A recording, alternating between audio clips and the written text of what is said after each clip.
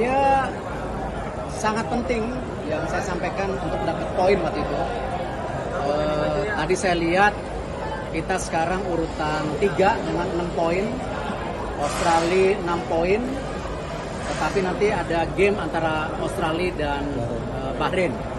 Ya, jadi kalau kita di 3-4 ini saya rasa kita harus terus push karena yang saya bilang masih ada 2 pertandingan yang di tempat kita yang kita harus juga dapat poin semaksimal itu.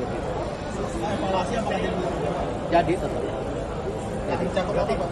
Evaluasinya Ya semua lah kan kita harus pastikan kita masih ada waktu sampai Maret, jadi ya kita harus benar-benar hitung gimana kondisi pemain, ada yang cedera atau tidak, ini macam-macam karena ingat loh Januari itu ada transfer window, jadi beberapa pemain kita pasti juga ada ya hal-hal yang mungkin kita harus perhatikan dan pasti yang saya selalu bilang kita harus punya 2x11, berarti kan Justin kartu merah di game berikutnya dia tidak bisa main, jadi kita perlu menambah lagi ya dengan situasi pemain-pemain yang ada.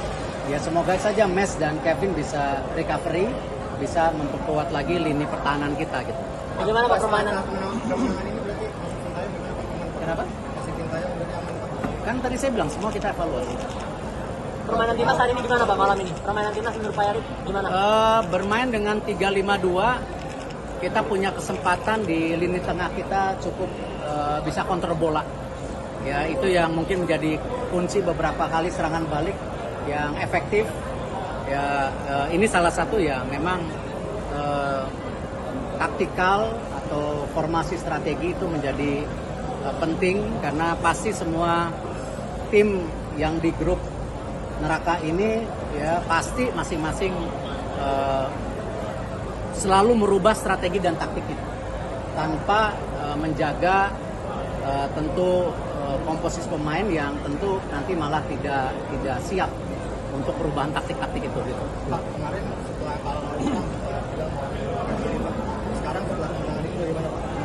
Jangan dibalik kan kemarin saya bilang bahwa kalau pemain pelatih tidak percaya proyek ini artinya kan sudah tidak percaya saya. Dan kalau kita lihat ya mereka menjawab bahwa mereka siap dan introspeksi. Ya salah satunya game hari ini. Perubahan formasi 3-4-3 ke 3-5-2 itu sebuah introspeksi.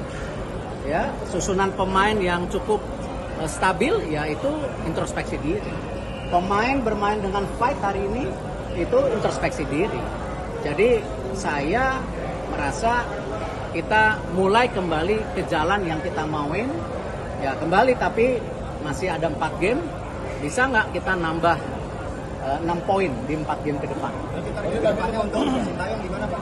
Kenapa? Target kedepannya Pak? Kan tadi saya bilang semua kita evaluasi.